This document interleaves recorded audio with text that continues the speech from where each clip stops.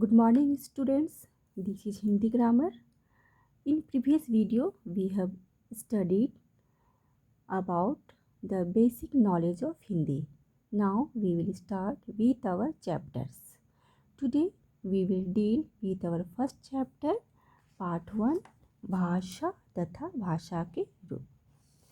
बच्चों, इस संसार में सभी प्राणी, जीव जंतुओं के लिए भाषा बहुत ज़रूरी है। भाषा के बिना हम अपनी बात किसी के सामने न तो रख सकते हैं और न ही दूसरे की बात को सुनकर हम समझ सकते हैं। बच्चों, भाषा की सहायता से ही हम अपनी बात दूसरों तक पहुंचाते हैं। अब हम लोग भाषा के बारे में विस्तृत जानकारी प्राप्त करें। भाषा शब्द भाष धातु से बना है, जिसका अर्थ है बोलना। भाषा शब्द किससे बना है? भाष धातु से ना, और जिसका अर्थ है बोलना। बच्चों, इस चित्र में हम लोग देख रहे हैं कि ये बच्चा इस मेढक की टर टर की आवाज़ को समझने की कोशिश कर रहा है, लेकिन बच्चा समझ नहीं पा रहा है।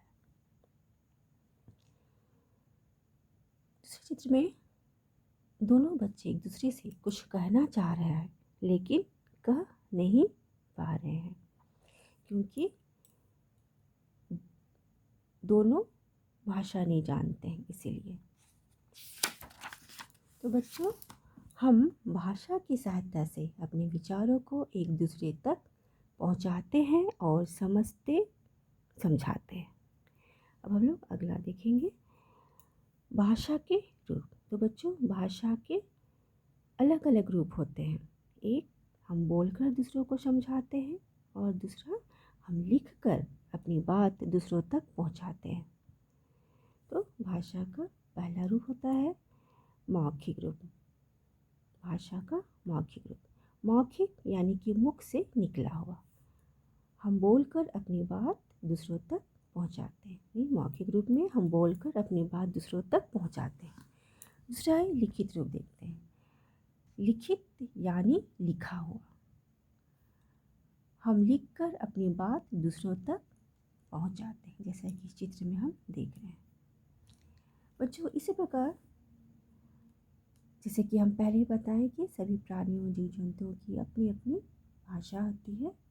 तो इसी प्रकार जंतुओं की भी अपनी अपनी बोली होती है, और जो भी आपस में ही समझ सकते हैं। इस प्रकार हम लोग पर इस चित्र में हम लोग देखें कि ये बच्चा मेढक की टर टर की आवाज़ को समझ नहीं पा रहा था। क्यों?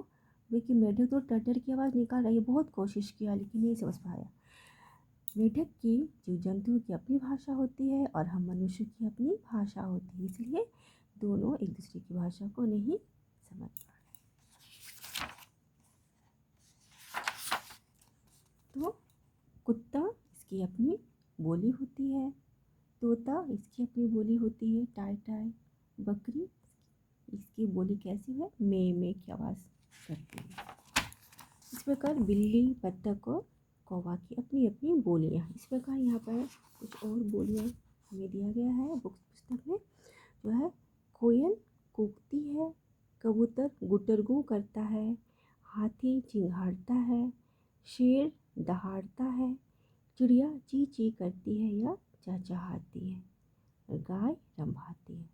तो बच्चों, मन की बातों को दूसरों तक पहुंचाना और दूसरों की बातें को समझना, ये सारा भाषा के द्वारा ही होता है। और भाषा के कितने रूप होते हैं? तो 2 रूप होते हैं। कौन कौन? मौखिक और लिखित रूप। बच्चों, अब हम लोग इस पाठ का प्रश्न और उत्तर करेंगे। पहला, भाषा शब्द किस धातु से बना है? इसका अर्थ क्या है? तो इसका उत्तर है, भाषा शब्द भाष धातु से बना है, जिसका अर्थ है बोलना। दूसरा प्रश्न है, भाषा किसे कहते हैं? इसका उत्तर है, जिस साधन द्वारा मनुष्य अपने विचारों का आदान प्रदान करता है, उसे भाषा कहते हैं।